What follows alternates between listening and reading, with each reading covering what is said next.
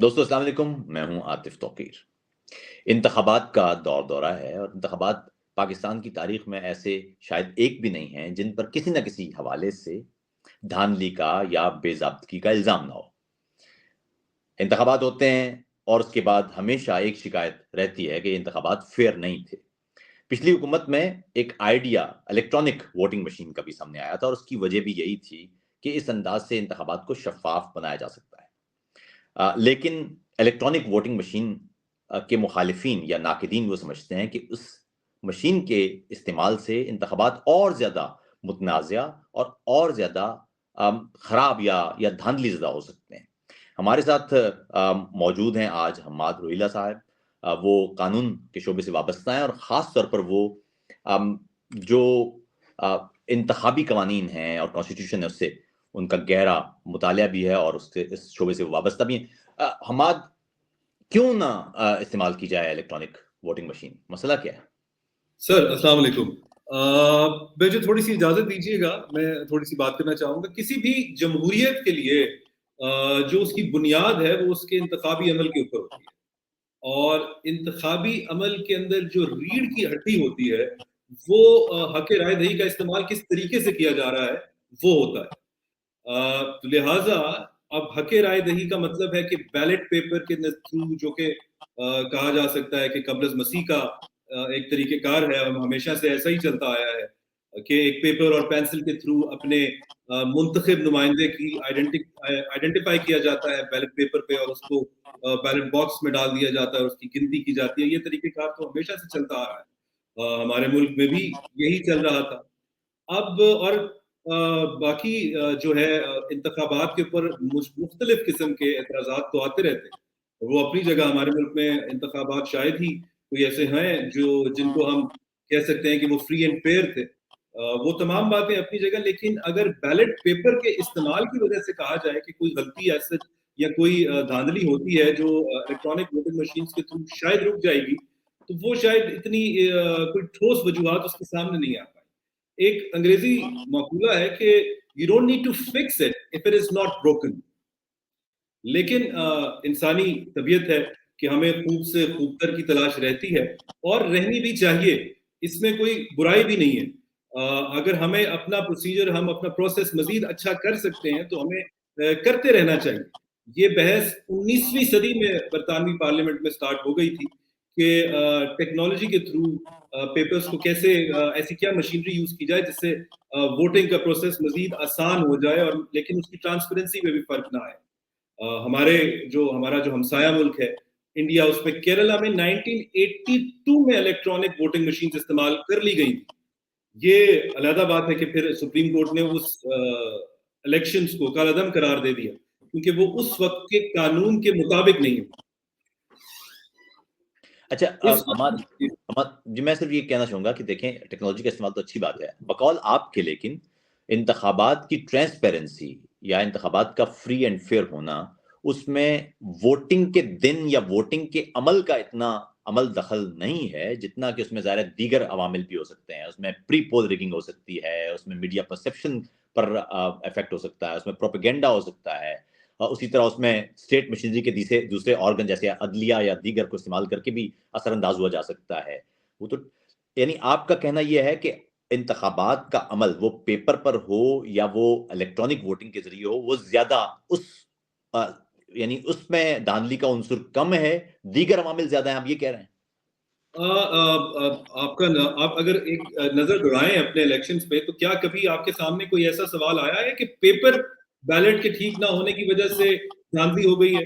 Vote ज्यादा डल जाना, कि ऐसे डल जाना जो लोगों ने वोट अपना इस्तेमाल ही नहीं किया, इस किस्म के और बहुत सारे एतराजात सामने आते हैं, लेकिन उसमें पेपर बैलेट पे कोई टेक्निकल गलती सामने नहीं आती।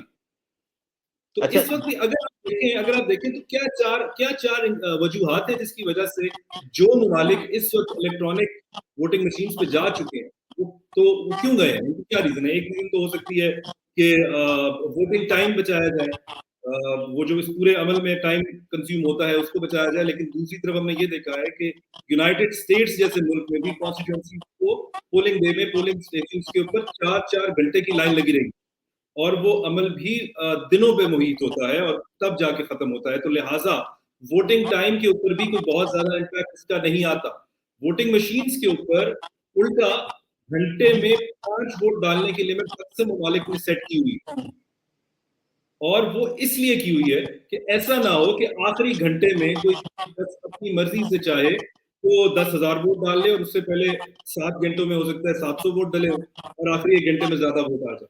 तो उस तरीके से वोटिंग टाइम के ऊपर अफेक्ट नहीं आता। दूसरी चीज आ जाती है कॉस्ट बेनिफिट उनका हो सकता है आने वाले वक्तों में।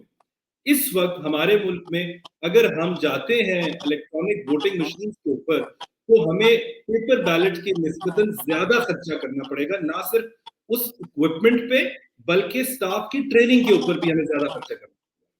तो इसके बारे में भी तो एक और भी अमाद, एक और भी कि पाकिस्तान में तो बहुत बड़ी तादाद में लोग लिटरेट भी नहीं है, जी, तो क्या वो इलेक्ट्रॉनिक वोटिंग इस्तेमाल कर पाएंगे? बिल्कुल। ये आपकी इस पॉइंट को आप ही जर्मनी में जहां आप इस वक्त तशरीफ रखते हैं, वहां की सुप्रीम कोर्ट ने इसी बुनियाद पे इलेक्ट्रॉनिक वोटिंग को खत्म कर दिया था। उन्होंने कहा कि इलेक्ट्रॉनिक वोटिंग जो है it does not ensure a free and transparent election. अब इसको अगर मैं मिसाल से समझाऊं तो ये बात है कि जो जर्मनी की कोर्ट ने, कॉन्स्टिट्यूशनल कोर्ट ने भी कही कि हर आदमी, ये एक ऐसा प्रोसेस है जिसमें इंटायर नेशन इन्वॉल्व होती है और हर आदमी टेक सेवी नहीं होता। तो अगर वो इलेक्ट्रॉनिक वोटिंग मशीन से वोट डाल रहा है तो वो ये भी मिसाल दी गई कि वो ऐसा है कि वो एक आदमी को बता रहा है कि वो किसको वोट डाल रहा है और उस आदमी को कंप्लीटली ट्रस्ट कर रहा है कि वो उसके कहने के मुताबिक ही वोट मशीन में आएंगे। यानी कि सॉफ्टवेयर जो है, यहाँ पर तशबीह उसको एक इंसान से दी गई कि अगर आप उसको इंस्ट्रक्शंस दे रहे हैं तो उसको यकीन करना पड़ेगा बगैर ये जानते हुए, बगैर किसी किस्म का इल्म होते हुए कि वो उसी तरीके से उसकी इंस्ट्रक्शंस आगे ट्रांसलेट होंगी या नहीं। जर्मनी कोर्ट ने यह भी कहा कि कोई भी ऐसा अमल नहीं किया जा सकता जिसकी वजह से किसी वोटर को एक्सपर्ट नॉलेज की जरूरत पड़े to verify the transparency of that process. तो जर्मनी में गालिबन 2010 में ये फैसला आया था और इसको हमारी जो कॉन्स्टिट्यूशनल कोर्ट है, अभी हमारे यहाँ जैसे हम जब जाते हैं वोट देने के लिए हमें 2 पर्चे मिलते हैं, एक पर्चा पार्टी का होता है, एक पर्चा कैंडिडेट का होता है। तो हम एक वोट, यानी हम जर्मनी में आम आम आम आम अल्फाज में कहते हैं एक बड़ा वोट होता है, एक छोटा वोट होता है। तो जो बड़ा वोट है 2 पार्टीज को आप यानी एक लिहाज से दे सकते हैं वोट, एक तो कैंडिडेट को देते हैं, एक पार्टी को दे देते हैं।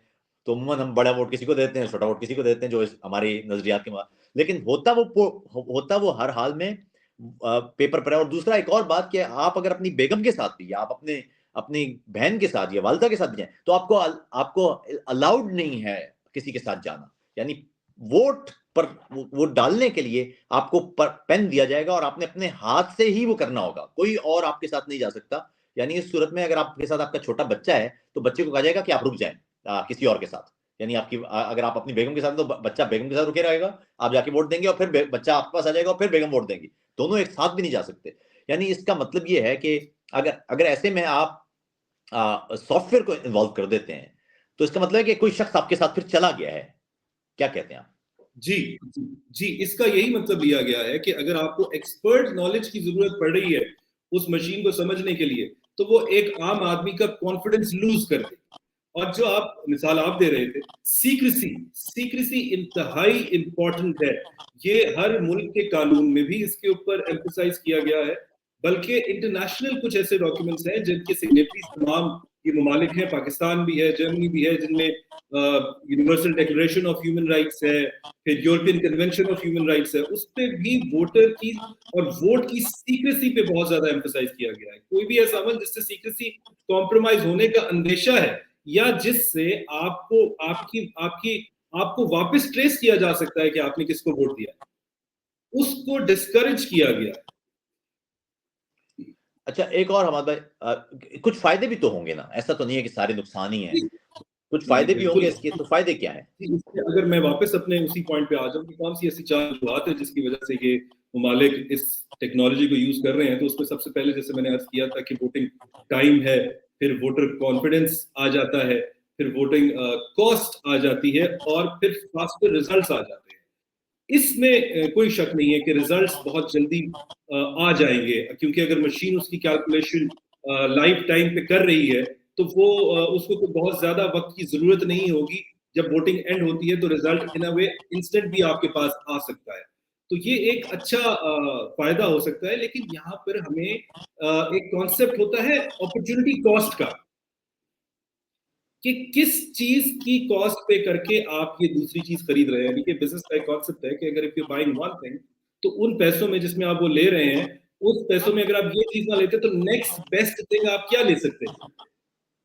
तो इस वक्त हमारे मुल्क में जहां बजट के भी मसाइल हैं, जहां तालीम के भी मसाइल हैं, जहां पर सेहत के मसाइल हैं, अगर हम क्या added budget electronic voting machine पे लगा दें तो ये किस हद तक वाइस होगा, किस हद तक नहीं होगा, ये एक बहस तलब मामला है।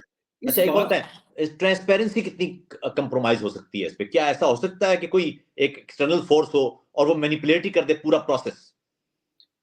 देखिए, अब इसको समझने के लिए हम देखते हैं कि वो ममालिक जहां पर ये बात अमल पैरा है, जहां पर ये मशीन्स यूज हो रही हैं, क्या वहां पर वोटर कॉन्फिडेंस है और वहां पर कोई इसके खिलाफ आवाजें नहीं उठ रही। तो हमारा हमसाया मुल्क इंडिया, वहां पर अभी भी जो इलेक्शंस के बारे में इलेक्शन पिटिशंस आई हैं, उसमें कहा गया है कि थर्ड पार्टी वेरिफिकेशन करवाई जाए इन इलेक्शन वोटिंग मशीन्स की, जो कि सुप्रीम कोर्ट ने कहा है कि ये इलेक्शन कमीशन का काम है, आप उससे शिकायत करें, वो अगर चाहे तो करवा ले। उस उन्होंने इंटरफेयर नहीं किया इसके अंदर।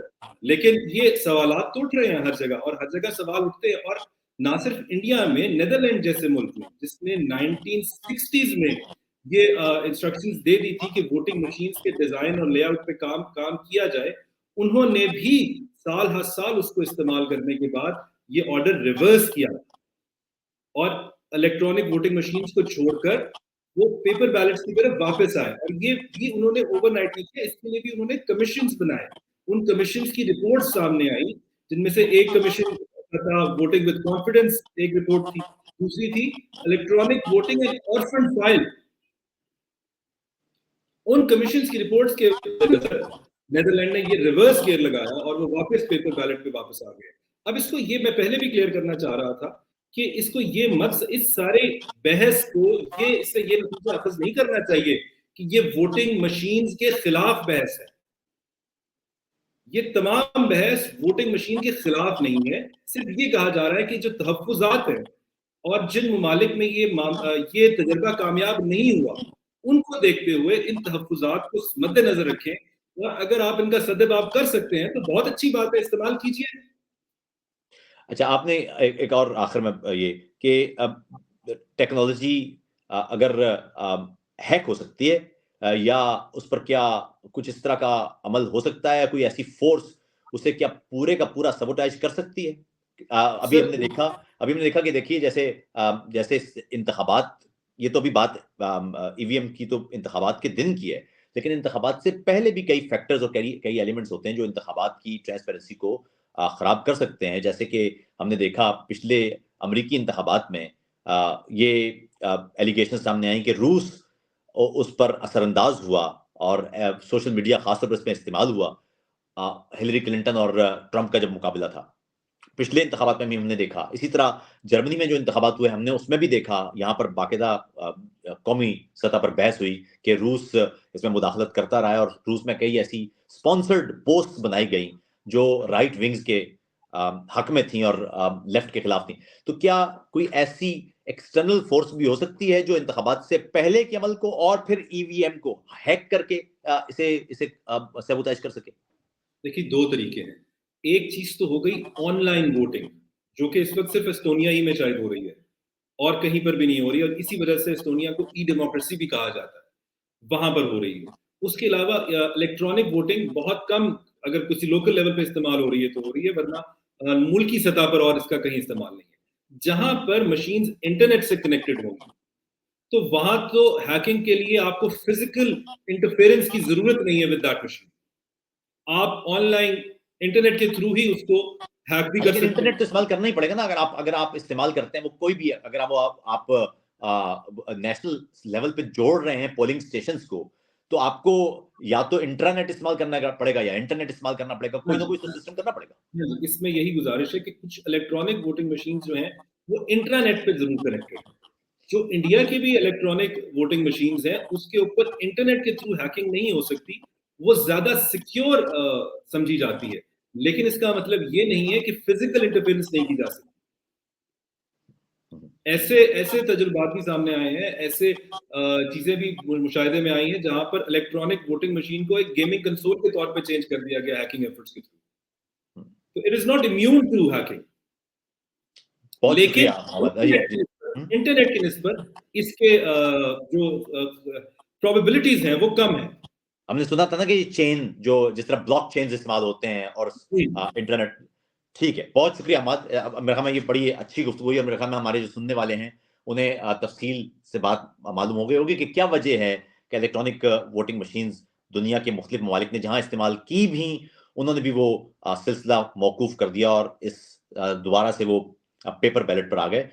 जर्मनी में जो 2010 में फैसला था कॉन्स्टिट्यूशनल कोर्ट का, वो यही था कि जो बैलेट है, पेपर है, उसकी उसकी ट्रांसपेरेंसी ज्यादा है। उसके बारे में उस फैसले में लिखा हुआ था कि इससे जो जो सीक्रेसी है इंतखाबात की वो भी कायम रहती है, और ये भी था कि इसका जो पेपर जो वोट होता है, जो बैलेट होता है, इसका ऑडिट भी आसान होता है। तो इस तरह हमने गुफ्तगू की हमारे हमाद रोहिला से कि वो हमें तफसील से समझाएं, क्योंकि उनका काफ़ी मुतालिया है लॉ के हवाले से भी और जो इलेक्शन का अमल है उसके हवाले से भी। बहुत बहुत शुक्रिया अहमद आपका भी, और आप दोस्तों से गुजारिश है कि इस हवाले से अगर आपके सवालात हों तो ज़रूर लिखिए, क्योंकि फिर अगर हम ज़रूरत महसूस हुई तो हम दोबारा से हमारे से बात करेंगे। अपना बहुत ख्याल रखिए। अस्सलाम वालेकुम।